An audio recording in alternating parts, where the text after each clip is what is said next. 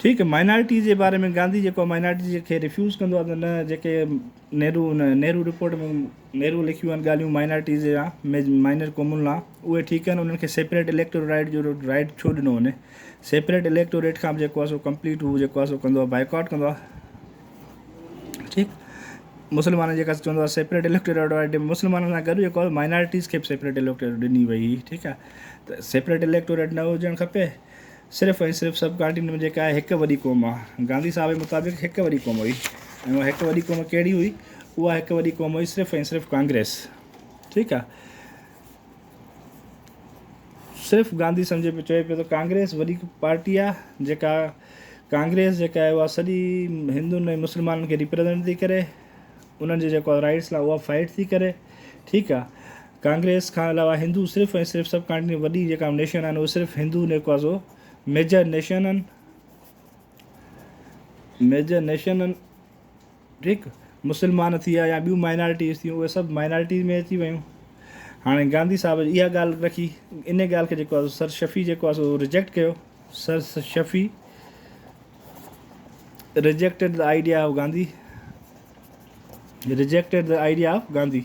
त न बस छो सब कॉन्टिनेंट में एज़ वेल जेतिरा हिंदू आहिनि ओतिरा मुस्लमान आहिनि, ऐं हिंदुनि ऐं मुस्लमाननि सां गॾोगॾु जेको आहे सो ॿियूं कम्यूनिटीज़ बि आहिनि। सिख थी विया, अछूत थी विया जेके नॉन टचेबल चवंदा आहिनि, या ॿियूं कहिड़ियूं अहिड़ियूं कम्यूनिटीज़ आहिनि, उन्हनि जा बि राइट्स आहिनि, उन्हनि खे बि राइट ॾिनो वञे। ठीकु, हाणे इहे इन्हनि ॻाल्हियुनि ते जेको आहे सो, ऐं ॿियो सर शफ़ी इहा बि ॻाल्हि कई त जेके जना 14 पॉइंट्स ॾिना आहिनि, उन्हनि खे फ्यूचर कॉन्स्टिट्यूशन जो हिसो कयो वञे। जना 14 पॉइंट्स खे फ्यूचर कॉन्स्टिट्यूशन जो हिसो रखियो वञे। जीअं पंहिंजे 1973 जे कॉन्स्टिट्यूशन में ऑब्जेक्टिव रेज़ोल्यूशन ऐं 1935 जे एक्ट जूं कुझु शयूं आहिनि, ऑब्जेक्टिव रेज़ोल्यूशन प्रेम्बल पार्ट आहे।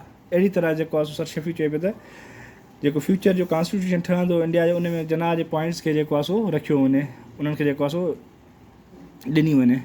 हाणे इहा जेको आहे सेकेंड राउंड टेबल कॉन्फ्रेंस न फेडरेशन ते उहे एक्सेप्ट थिया, न माइनॉरिटीज़ ते, न सेपरेट इलेक्टोरेट ते। विदाउट रिज़ल्ट एंड थी वई। ठीकु आहे, विदाउट रिज़ल्ट ख़तमु थी वई।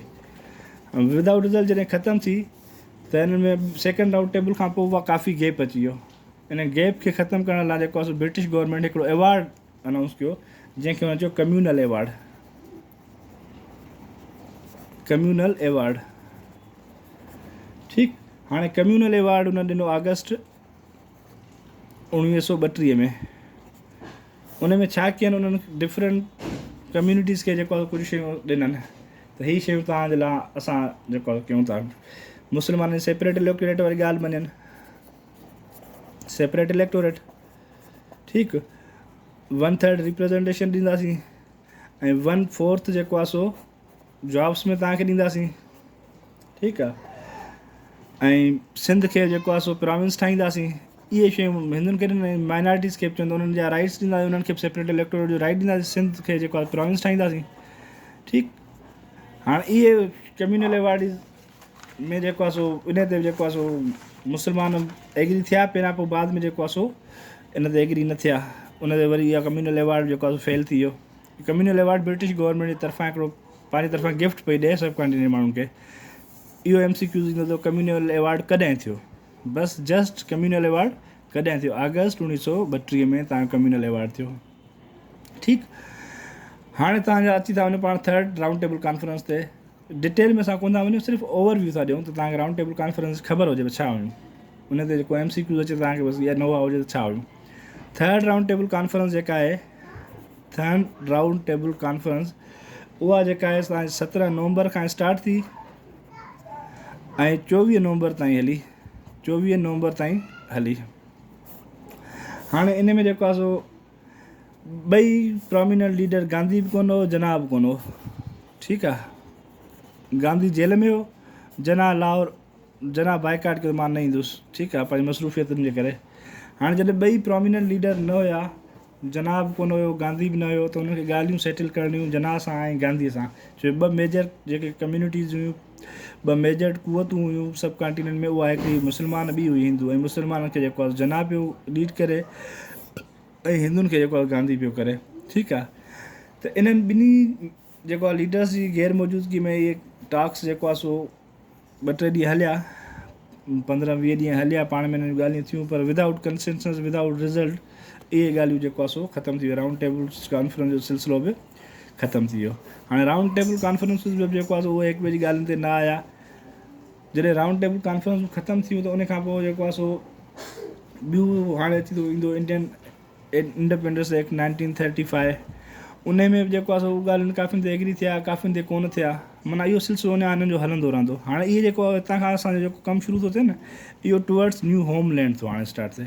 हाणे जना जो माइंड जेको आहे डाइवर्ट थींदो वेंदो, ॿिया जेके सेल्फ रूल फॉर इंडिया वारियूं ॻाल्हियूं कंदा, उन्हनि मुस्लमान लीडर्स जो जेको आहे माइंड हिंदुनि खां डाइवर्ट थींदो ऐं हू जेको आहे चवंदा न मुस्लमाननि हिकिड़ी सेपरेट आइडेंटिटी रखनि था, मुस्लमान हिकिड़ी आज़ादु क़ुवत आहिनि, लिहाज़ा उन्हनि लाइ वाक़ई हिकिड़ो कॉन्स्टिट्यूशनल अलॻि मुल्क हुजणु खपे जिथे हू पंहिंजी उन्हनि खे फ्रीडम हुजे, जिथे हू जेके रिचुअल्स करणु चाहिनि, जेके रिलीजियसली, सोशली, इकोनॉमिकली, मॉरली हर क़िस्म जी उन्हनि खे फ्रीडम हुजे।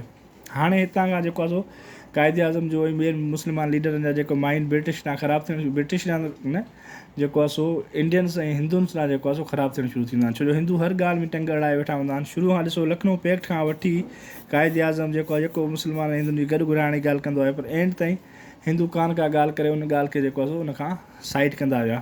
पर हाणे जेको आहे असांजी स्ट्रगल जेका स्टार्ट थी थिए टुवर्ड्स फ्रीडम थी स्टार्ट थिए। ठीकु आहे, इंशाल्लाह नेक्स्ट क्लास में असां डिस्कस कंदासीं इंडियन एक्ट ऐं हिन ॿिनि टिनि क्लास में ख़तमु करे ऐं कमु हाणे पटींदासीं छो जो तव्हांजो टेस्ट वेझो आहे।